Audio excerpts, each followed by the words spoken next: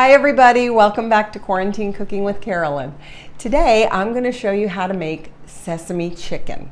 Now if you were to order this dish in a restaurant, it would more than likely be breaded and deep fried, which would add a great deal to the calorie and fat content.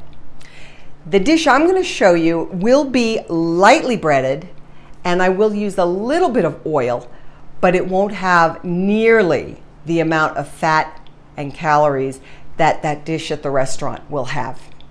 Now, if you are a Weight Watcher person, or WW as they have rebranded to these days, this meal is 5 points on the, I believe it's the green plan, and 3 points on the other two plans. I think it's blue and purple.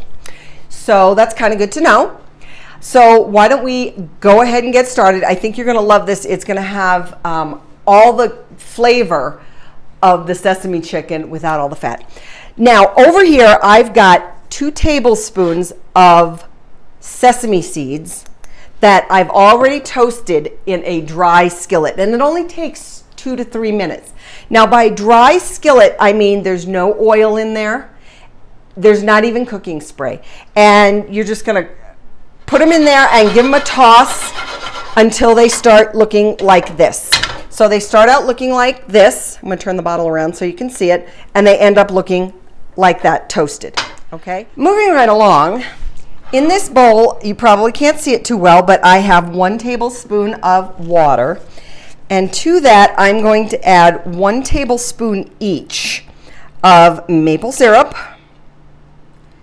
soy sauce, and sherry or red wine. Now the recipe actually calls for sherry, but I didn't want to buy a bottle of sherry for 1 tablespoon, and so I went on the internet and I just looked up what's a substitution. And that's a good little trick to know, you know, when you can't find something and you don't have it. Now to this I'm going to add 1 teaspoon of minced ginger. Now this is a really great product to keep in the freezer if you like to cook at all. And all this is crushed frozen ginger. And I'm going to turn the package around so you can see it's in these little, almost like little ice cube trays. And what you do is you just turn it over, you kind of open the thing a little bit and you just pop it out, and you've got 1 teaspoon, 1 cube is 1 teaspoon of minced ginger according to the package. So that is really a nice thing to have handy, because sometimes I take a notion to make something but maybe I don't have the fresh ginger. And then I'm going to add a 1/2 teaspoon of Chinese 5-spice powder, and this smells so good. Oh my gosh, it smells so good. It's almost like a little like apple pie. And this is like my own store's brand. So you know if the stores are making their own versions of it, that it's pretty readily available. So I'm just going to mix that all up, and I'm going to try to just kind of break up the ginger, and I'm going to set that aside, and by the time we're ready for it, it'll be ready to go. Next,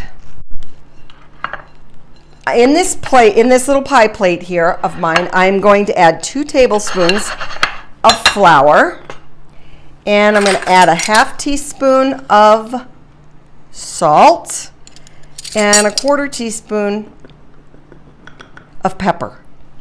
And I'm just going to kind of mix that up a little bit.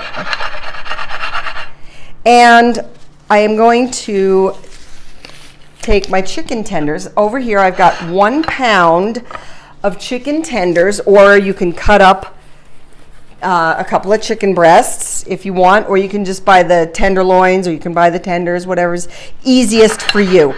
And I'm just going to lightly bread all of these. So I've lightly breaded all of the chicken.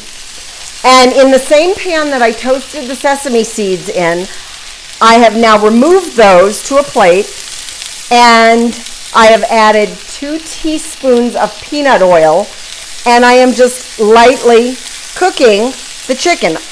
I shouldn't say lightly because I am cooking it through, and that'll take about 5 or 6 minutes, and just until it's nicely browned like this is here. And so since that's ready, I'm going to go ahead and add that soy sauce ginger mixture. And I'm going to add that to the pan. Woo! And we're just going to let that cook for 2 to 3 minutes until that sauce thickens a little bit and almost evaporates. Okay, so it looks like we're done. And I'm just going to bring this skillet over here so you can see. Doesn't that look good? And ooh, you know, it smells really good. So your next step is just to take your chicken, and I'm going to bring this over here so you can see, and you just want to dip them a little bit in the sesame seeds, just like that. And then if you have any sauce left over, you can just pour that over the chicken. And that's all there is to this, guys. What was that, two steps or so? Pretty easy. So give this a try. I know you've got this.